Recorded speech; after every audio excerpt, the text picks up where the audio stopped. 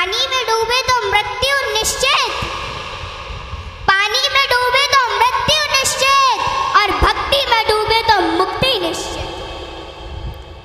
दुनिया रचने वाले को भगवान कहते हैं और संकट हरने वाले को हनुमान कहते हैं।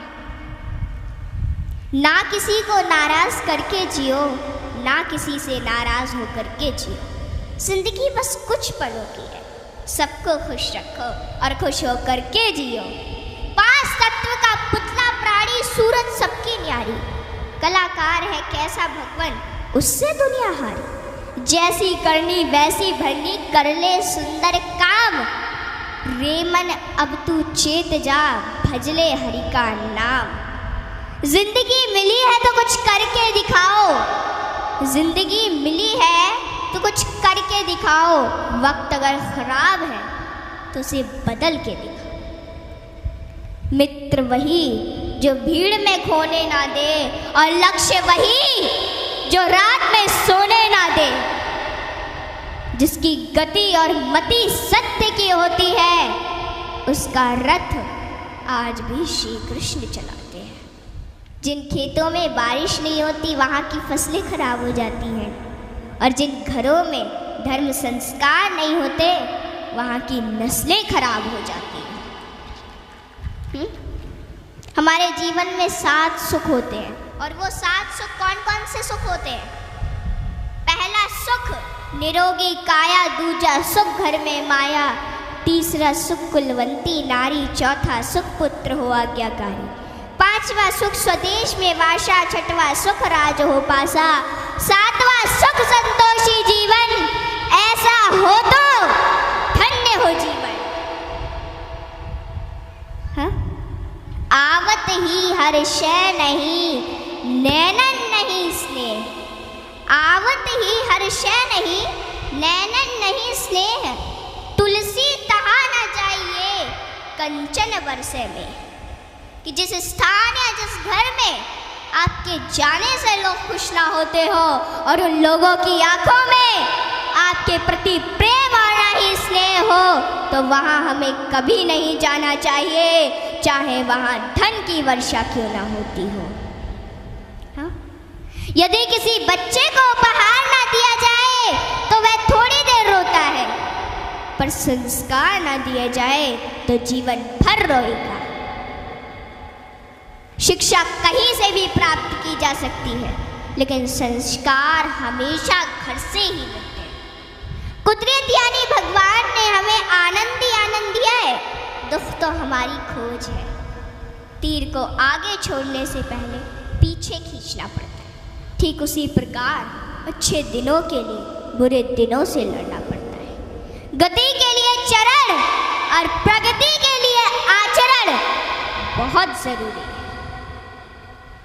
रिश्ता गहरा हो ना हो, परंतु भरोसा गहरा होना चाहिए, क्योंकि गुरु श्रेष्ठ वही जिसकी प्रेरणा से किसी का चरित्र बदल जाए, और मित्र श्रेष्ठ वही जिसकी संगत से रंगत बदल जाए। भरोसा सब पर कीजिए, लेकिन संभल कर, क्योंकि कभी कभी खुद के दांत ही जीभ को काट लेते हैं। इत्र मित्र चित्र और चरित्र किसी की पहचान के मोहताज नहीं, यह चारों तो अपना परिचय स्वयं देते हैं। जीवन में जो कुछ भी करो पूर्ण समर्पण के साथ करो। प्रेम करो तो मीरा की तरह, भक्ति करो तो हनुमान की तरह, प्रतीक्षा करो तो शबरी की तरह, शिष्य बनो तो अर्जुन के समान, और मित्र बनो तो स्वयं कृष्ण के समान। आर्थिक स्थिति कैसी भी हो, खुश रहने के लिए मानसिक स्थिति का मजबूत होना जरूरी है। रावण जब मृत्यु शैया पर था तब उसने श्री राम जी से एक बहुत ही अच्छी बात कही कि मैं तुमसे हर मामले में बड़ा हूँ, उम्र में, बुद्धि में, बल में मेरा कुटुंब भी तुमसे बड़ा है, धन दौलत में भी मेरा राज्य तुमसे बड़ा है, फिर भी मैं हार गया और तुम जीत गए। जानते हो क्यों? क्योंकि तुम्हारा भाई तुम्हारे साथ था और मेरा भाई मेरे खिलाफ था। इसलिए सज्जनों सदैव साथ रहिए, क्योंकि जब प्रेम बटा तो लिख गई रामायण, और जब संपत्ति बटी तो लिख गई महाभारत। हाँ, इसलिए अपने अपने घर में, भाई भाई में हमेशा साथ रहिए। भाई भाई का रिश्ता भगवान ने विपत्ति बांटने के लिए बनाया था, लेकिन यह तो संपत्ति बांटने तक ही सिमट कर रह गया।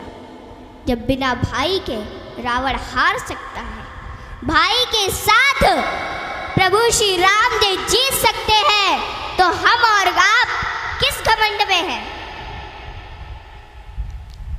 दुनिया में अमीर रोता है, गरीब रोता है, परंतु जो हनुमान जी का जयकारा लगाता है वो चैन की नींद सोता है, वो चैन की नींद सोता है। सज्जनों, हनुमान जी एक ऐसे देवता है जिनको यह वरदान प्राप्त है कि जो हनुमान जी की शरण में आएगा उसका कलयुग कुछ नहीं बिगाड़ पाएगा। जिन भक्तों ने पूर्ण भाव व निष्ठा से हनुमान जी की भक्ति की है, उनके संकटों को हनुमान जी ने दूर किया, उनके कष्टों को हनुमान जी स्वयं हर लेते हैं। हनुमान जी के भक्तों को जीवन में कभी भी परिस्थितियों का सामना नहीं करना पड़ता है। सज्जनों, आज मैं आपको हनुमान जी के कुछ ऐसे प्रसंग बताती हूँ। नंबर 1, रामचरितमानस में हनुमान जी को महावीर कहा गया है। वीर शब्द तो बहुतों के लिए प्रयोग में लाया गया, जैसे भीष्म, भीम, मेघनाद, रावण इत्यादि, परंतु महावीर शब्द मात्र हनुमान जी के लिए प्रयोग में लाया गया है। सज्जनों, रामचरितमानस के अनुसार वीर वो है जो 5 लक्षण से परिपूर्ण, विद्यावीर, धर्मवीर, दानवीर, कर्मवीर और बलवीर। परंतु महावीर वो है जिसने 5 लक्षण के वीर को अपने वश में कर रखा, और राम जी में ये 5 लक्षण थे और हनुमान जी ने अपने वश में कर रखा था। कहते हैं ना कि भगत के वश में है भगवान, और हनुमान जी तो श्री राम जी की परम भक्त है। और रामचरितमानस की यह चौपाई इसे सिद्ध करती है कि सुमिर पवन सुत पावन नामू, अपने बस करी राखे राम।